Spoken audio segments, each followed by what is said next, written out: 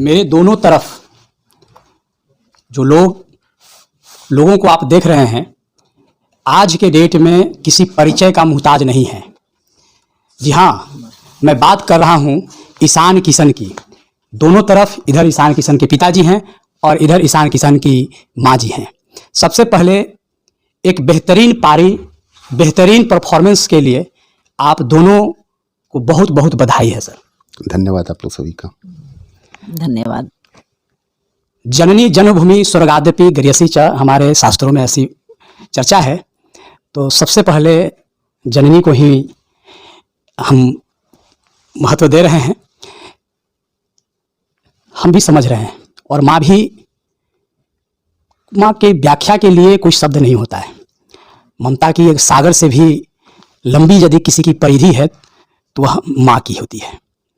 ईशान किशन को इतनी ऊंचाइयों पर जाते हुए देखकर आप क्या महसूस कर रहे होंगे? आपके दिल में अभी किस तरह की भावना उमड़ रही है?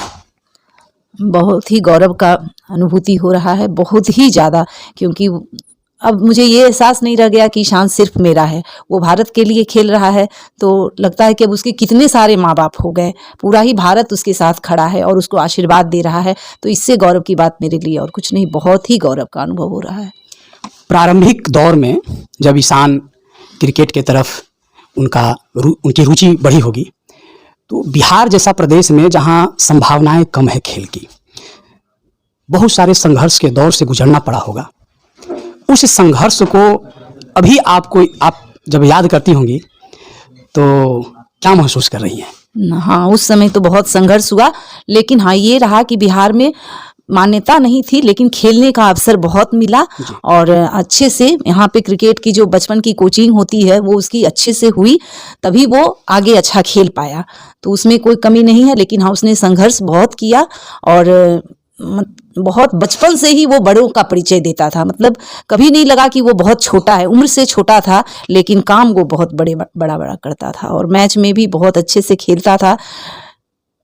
कितनी भी टाइम की बहुत कमी होती थी, क्योंकि स्कूलिंग भी बचपन में तो स्कूलिंग होती है और डीपीएस में था तो बहुत कड़ा रूल था स्कूल का, लेकिन दोनों को इतने अच्छे से फॉलो करता था वो कि एक छोटा बच्चा होता है, नखड़ा करता है, कभी नहीं जाने का मूड है, स्कूल नहीं जाना है, कभी स्टेडियम नहीं जाना है, या कभी कोई गेस्ट आए तो उनके साथ मस्ती करनी है, लेकिन कभी उसने ऐसा नहीं किया, कभी नहीं।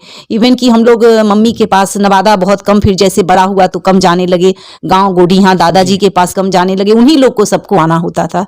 तो ईशान बहुत मेहनत किया और बहुत अच्छे से, मैं वर्णन नहीं कर सकते उसे। हम लोग नारी सशक्तिकरण की बात करते हैं, आप ईशान की माँ हैं, शक्ति स्वरूपा स्त्री होती हैं, लेकिन दुर्भाग्य की बात है कि हम लोग नारी सशक्ति की बात कर रहे हैं अपने देश में।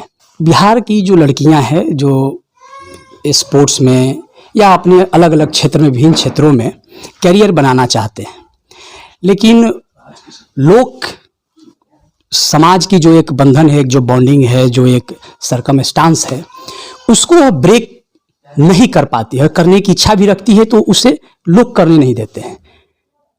वैसी स्थिति में लड़कियों के लिए आपका क्या मैसेज होगा, क्या संदेश होगा? नहीं, मैं तो यही कहूँगी कि एकदम निसंकोच आगे बढ़ें लड़कियां, और हर समय हर गार्जियन को अपने बेटियों को, बहुओं को सपोर्ट करना चाहिए। आज मेरे बड़े बेटे की भी शादी हुई तो मेरी बहू आई, MBBS थी, लेकिन हम लोगों ने कभी पैर नहीं खींचा कि उनको PG की तैयारी करवाई और आज वो PG करने चली गई। तो लड़कियों को तो पेरेंट्स को भी सरकार का सहयोग तो होना ही चाहिए, लेकिन हम लोग पेरेंट्स का भी सहयोग होना चाहिए कि बेटियों पर सिर्फ नज़र रखना है कि कोई बुरी आदत ना, बुरी संगत उनकी ना हो, लेकिन जिस क्षेत्र में वो आगे जाना चाहती हो हम लोग उनका सपोर्ट करें, तहे दिल से उनको आशीर्वाद दें और सपोर्ट करें और आगे बढ़ने मदद करें। कि हीन भावना से भी ग्रसित रहते हैं पेरेंट्स कि हमारे